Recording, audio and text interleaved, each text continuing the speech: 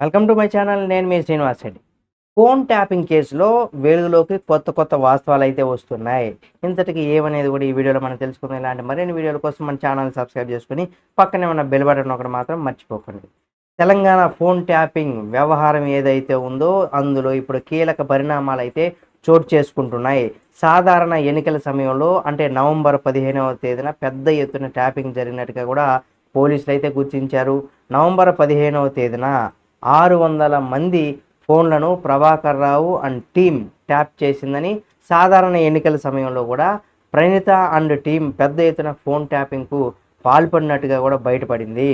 ఒకే రోజు 600 ఫోన్లను ప్రభాకర్ రావు ట్యాప్ చేశారని, మావోయిస్టుల పేరు చెప్పి ట్యాపింగ్కు పాల్పడినట్టుగా కూడా పోలీసులు అయితే గుర్తించారు. అయితే మావోయిస్టులకు సహకారం అందిస్తున్నారని, మావోయిస్టులు సానుభూతి పరులను పేర్లతో కూడా ట్యాపింగ్ చేసినట్టుగా గుర్తించారు. అంటే రివ్యూ కమిటీకి మావోయిస్టుల పేర్ల మీద, నంబర్ల మీద కూడా ప్రభాకర్ రావు ఇచ్చినట్టుగా కూడా తెలిసింది.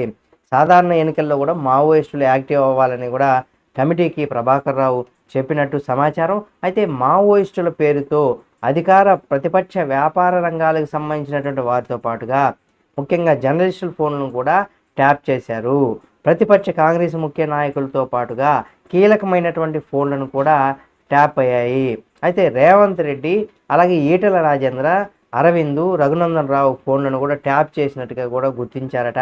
అయితే అప్పటి నుంచి కూడా బీఆర్ఎస్ అధికారపక్ష నాయకులకు, ఎమ్మెల్యేల ఫోన్లను కూడా ట్యాప్ చేశారని, ట్యాపింగ్ కోసం ప్రభాకర్ రావు ప్రత్యేకమైనటువంటి వ్యవస్థను కూడా ఏర్పాటు చేశారని కూడా శ్రవణ్ రావు కూడా సమాచారం తెప్పించుకొని ప్రణీతరావుకు, ప్రభాకర్ రావుకు ఇచ్చారని కూడా అక్కడ తేలినట్టుగా చెప్తున్నారు. మరి ఫోన్ ట్యాపింగ్ ద్వారా వచ్చినటువంటి సమాచారం ఎప్పటికప్పుడు భుజంగరావుకు ప్రణీత్ ఇచ్చారని, భుజంగరావు నేరుగా బీఆర్ఎస్ నేతలకు ఫోన్ చేసి అక్కడ ఉన్నటువంటి వాళ్ళు మాట్లాడుకున్నటువంటి స్థితిగతుల గురించి ఎప్పటికప్పుడు వివరించినట్టుగా కూడా ఇక్కడ పోలీసులు అయితే గుర్తించారట.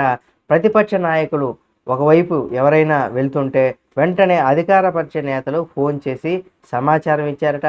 అలాగే భుజంగరావు కూడా ఇచ్చారట. అయితే ప్రతిపక్ష పార్టీలకు ఆర్థిక సాయం చేస్తున్న వారిపైన కూడా నిఘా పెట్టి పోలీసులు అయితే దాడులు చేయించారని, వ్యాపారవేత్తలపైన దాడుల కోసం ఒక టాస్క్ ఫోర్సు ఓఎస్డి రాధాకిషన్ రావును కూడా ప్రభాకర్ రావు ఉపయోగించుకున్నట్టుగా కూడా ఒక సమాచారం. డబ్బులు ఎవరైనా తీసుకెళ్తుంటే వెంటనే ట్యాప్ చేసి మరీ అధికారులు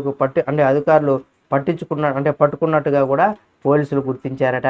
అయితే ఈ వ్యవహారం ఇప్పుడు తెలంగాణలో మరోసారి రాజకీయంగా కూడా వేడిని పుట్టించిందని చెప్పుకోవచ్చు. మరి ఈ వ్యవహారం ఎంతవరకు వెళ్తుంది, ఇందులో ఎవరు దోషులుగా తేలుతారని కూడా చూడాల్సినటువంటి పరిస్థితి.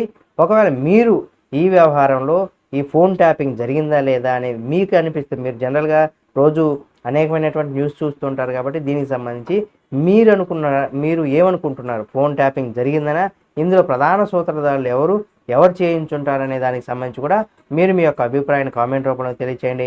మరిన్ని వీడియోల కోసం మన ఛానల్ని సబ్స్క్రైబ్ చేసుకొని పక్కనే ఉన్న బెల్ బటన్ ఒకటి మాత్రం మర్చిపోకండి.